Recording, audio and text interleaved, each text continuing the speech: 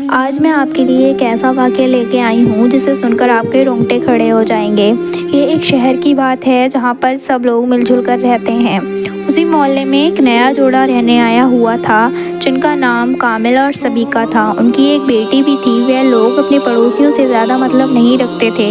एक दिन मोहल्ले की एक औरत सबीका के घर आती है और उससे पूछती है, तुम्हारे घर में तुम अकेले ही रहती हो, तुम्हारी फैमिली में कोई और नहीं है? तभी सबीका कहती है, मेरे सास ससुर गांव में रहते हैं। असल में मैंने और कामिल ने लव मैरिज की जो कामिल की फैमिली को पसंद नहीं थी, तो उन लोगों ने हमें घर से आग कर दिया।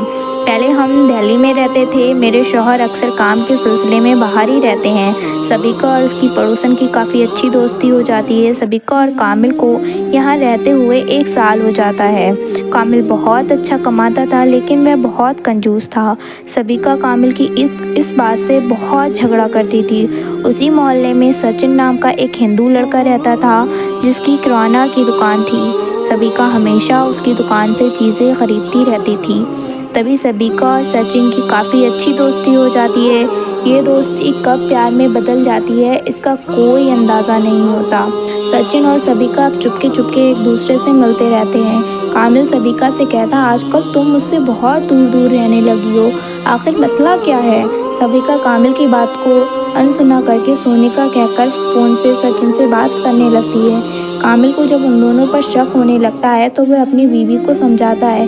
कहता है, देखो तुम ये गलत कर रही हो, मैं तुमसे बहुत मोहब्बत करता हूँ, हमारी एक छोटी बेटी भी है, मेरा नहीं कम से कम उसका तो सोचो। सबीका कामिल से डिवोर्स मांगती है लेकिन कामिल उसको इनकार कर देता है। एक बार जब कामिल घर से बाहर जाता है कुछ दिनों के लिए तो सबीका और सचिन खूब मस्ती करते हैं और कामिल को मारने की प्लानिंग करते हैं। तभी कामिल का फ़ोन आता है और वह सबीका से कहता है, मैं कल घर आ रहा हूँ, तुम खूब अच्छा अच्छा खाना बनाना और फिर हम कहीं बाहर घूमने चलेंगे। सबीका उससे बहुत प्यार से बात करती है। तभी अगले दिन कामिल घर आ जाता है और वो दोनों मिलकर खाना खाते हैं और खूब बातें करते हैं। तभी सबीका कामिल के जूस में दवाई मिलाकर उसको बेहोश कर देती है और सचिन को अपने घर बुला लेती है। सबीका की बेटी दूसरे कमरे में सो रही होती है। सचिन और सबीका पहले से ही दुकान से एक चाकू खरीद लाते हैं और फिर बेहोश कामिल पे वार कर देते हैं।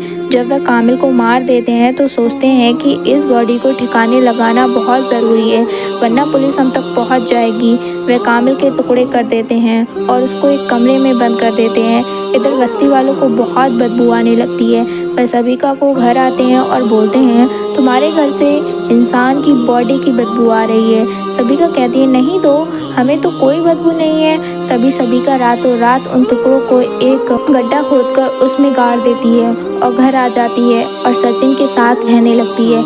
इधर वह कामिल का सोशल मीडिया अकाउंट भी एक्टिव किए हुए रहती है ताकि किसी को शक ना हो कि कामिल मर गया है।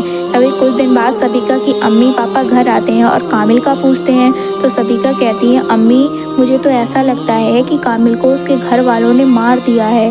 तभी उसकी अम्मी कहती हैं, नहीं बेटा, ऐसा घर वाले नहीं कर सकते, चाहे घर वाले अपने बच्चे से कितनी ही नफरत क्यों ना करते हों। तुम सच बताओ कामिल कहाँ है? तभी सबीका सब सच सच बता देती है कि मैंने और सचिन ने मिलकर उसको मार दिया। उसके अम्मी पापा बहुत परेशान होते हैं और पुलिस को जाकर सब सच सच बता देते हैं। तभी पुलिस सचिन और सबीका को जेल में डाल देती है और इधर सबीका की माँ कहती है, अल्लाह ऐसी औलाद और ऐसी बीवी